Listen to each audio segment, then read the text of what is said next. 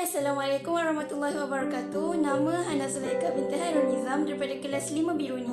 Jadi dalam video ini saya akan membentangkan projek sains saya tingkatan 5 daripada bab 3, iaitu kelestarian alam sekitar.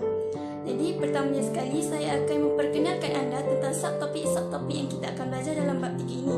Jadi yang pertama, kita akan belajar tentang jejak karbon dan juga tapak tangan karbon. Yang kedua, kita akan belajar tentang pemeliharaan alam sekitar. Dan yang terakhir, kita akan belajar tentang pencemaran alam sekitar. Apa itu jejak karbon? Jejak karbon atau nama lainnya adalah carbon footprint, merujuk kepada jumlah karbon dioksida yang dibebaskan ke atmosfera hasil daripada aktiviti individu, peristiwa, organisasi, komuniti atau produk yang digunakan dalam kehidupan harian. Jadi, berdasarkan pemerhatian, dapatlah saya rumuskan bahawa aktiviti-aktiviti di atas telah memberi kesan negatif kepada kelestarian alam sekitar.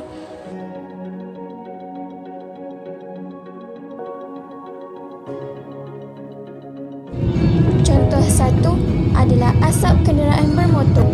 Asap yang dihasilkan daripada lori tersebut merupakan gas karbon dioksida yang akan memberi kesan terhadap lapisan ozon yang semakin menipis.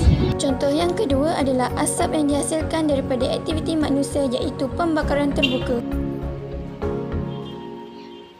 Tapak tangan karbon pula merujuk kepada impak positif terhadap kelestarian alam sekitar. Selain itu, tapak tangan karbon juga diwujudkan adalah bertujuan untuk mengurangkan jejak karbon dan menambahkan lagi impak positif terhadap kelestarian alam sekitar di dunia ini. Antara langkah-langkah tapak tangan karbon yang kita boleh amalkan adalah pengurusan sisa yang cekap ke arah kelestarian alam sekitar. Pengurusan sisa yang berkonsepkan 5R iaitu refuse, reduce, recycle, reuse dan rot dapat mengurangkan sisa dengan tidak menerima produk yang tidak diperlukan, mengurangkan kuantiti produk yang digunakan, kitar semula produk, mengguna semula produk dan yang terakhir memudahkan perebutan sisa melalui pembuatan kompos. Subtopik yang terakhir adalah pencemaran alam sekitar. Antara jenis pencemaran yang kita akan belajar adalah pencemaran udara, pencemaran tanah, pencemaran terma dan yang terakhir pencemaran air. Pencemaran alam sekitar merupakan perubahan ciri fizikal, kimia atau biologi yang tidak dikehendaki dalam komponen alam sekitar, iaitu udara, air dan tanah. Yang pertama adalah pencemaran air. Berdasarkan video ini, dapatlah saya rumuskan bahawa pencemaran air ini adalah berlaku disebabkan air sisa, sisa domestik seperti kumbahan, sisa pepejal seperti sampah sarap dan juga tumpahan minyak. Jadi, antara cara untuk kita elakkan pencemaran air adalah dengan tidak membuang sampah ke dalam sungai. Dan seterusnya, tumpahan minyak yang boleh menyebabkan kematian haiwan dan tumbuhan akuatik. Yang kedua adalah pencemaran tanah. Ini adalah contoh video pencemaran tanah yang berlaku di Malaysia. Jadi, antara punca pencemaran tanah adalah pengurusan sisa pepejal yang kurang sesuai, seterusnya hujan asid yang berlaku secara kerap, dan yang terakhir adalah penggunaan baja dan racun serangga yang berlebihan. Kemudian, antara cara untuk kita atasi pencemaran tanah adalah dengan mengurangkan penggunaan baja dan racun serangga serta pembuangan sisa elektronik secara besar-besaran. Seterusnya adalah pencemaran udara.